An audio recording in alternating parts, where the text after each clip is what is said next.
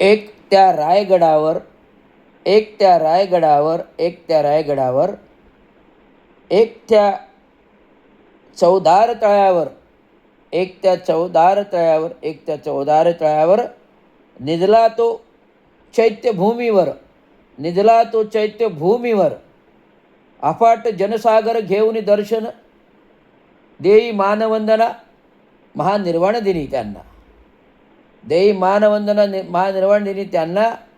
कारण असं घडविलं त्यांनी जे संविधान जे घडवले राजपाट 16व्या शतकात छत्रपती शिवाजी महाराजांनी.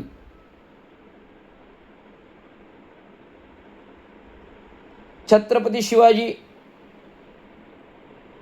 ने घडविला रायगडावर राज्याभिषेक झाले, स्वतः राजे घडविले, पंतप्रधान प्रधानमंत्री अष्टप्रधान मंडळ तेच डॉक्टर महापुरुषांनी महामानवांनी पेन आणि कागद घेऊन आणली संविधानाने. राष्ट्रपती म्हणजे राजा, पंतप्रधान म्हणजे प्रधानमंत्री अष्टमंडळातील, आणि कॅबिनेट मंत्रिमंडळ केंद्राचं म्हणजे अष्टप्रधान मंडळ. हे सर्व संविधानिक घटनेनुसार बसवलं. म्हणून आज आपलं राष्ट्र एकसंघ आहे, एकजूट आहे, एक भावना आहे, एक दिल, एक समाज, एक समानता आहे. आज जागतिक पातळीवरती जो असा कोणी घडवलं नाही असं संविधान डॉक्टर बाबासाहेब आंबेडकरांनी घडवलं. त्यांना आत्ता जागतिक पातळीवर त्यांचा मान सन्मान संविधानाला आहे, डॉक्टर महामानव पुरुषाला बाबासाहेबांना आहे. जगाच्या पाठीवर सर्वात जास्त पुतळे जगात कोणाचे आहेत तर डॉक्टर महामानव बाबासाहेब आंबेडकरांची आहे. लंडनमध्ये त्यांचं महाल आहे, राजभवन आहे. असे ते महामानव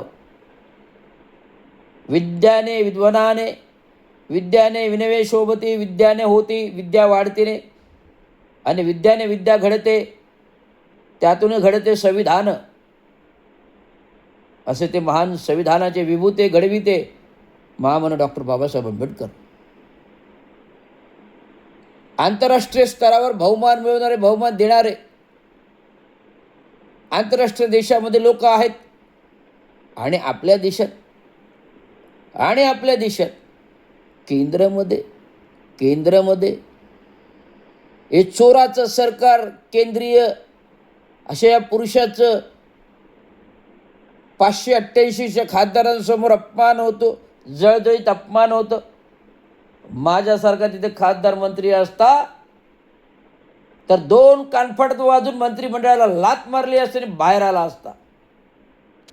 परंतु आज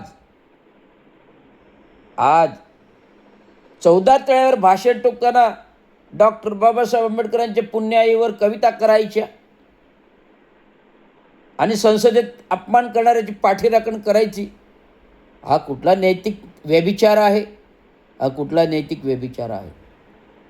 आज बाबासाहेब नुसतं नाव घेतलं तर भावनेने डोळ्यात पाणी येतं. आज डॉक्टर बाबासाहेब आंबेडकरांचं नुसतं नाव घेतलं तर भावनेने डोळ्यात पाणी येतं. का? कारण या महापुरुषांमुळे आपण आज 2 वेळचं पोटाचं अन्न खातो, आज 2 वेळचं छत्रछायाखाली राहतो, आज भला मोठा अफाट फ्लॅटमध्ये मी राहतो. ते कोणामुळे? तर संविधानमुळे आणि घटनामुळे. आज घडलं नसतं तर रवींद्र शिंदे घडला नसता, आज डॉक्टर बाबासाहेब आंबेडकर घडले नसता. आज तुम्हाला रवींद्र शिंदे घडलेला दिसणार असता तर 4 उकिरड्यावरती उकिरडे उचलणारा दिसला असता, सफाई कामगार दिसला असता. परंतु आमच्या आईवडिलांनी जे सफाई काम करून कामातून पुण्याई मिळवली, जनसामान्याची जनसेवा केली, गोरगरिबांचं कल्याण केलं. आज त्या कल्याणाचा आशीर्वाद तुमच्यासमोर रवींद्र शिंदे आहे. आज आम्हाला एवढा अभिमान आहे की बाबासाहेब आणि बाबासाहेब ज्या महामानवाने आज जनकल्याणासाठी स्वतःला वाहून घेतलं. आज हे घडत असताना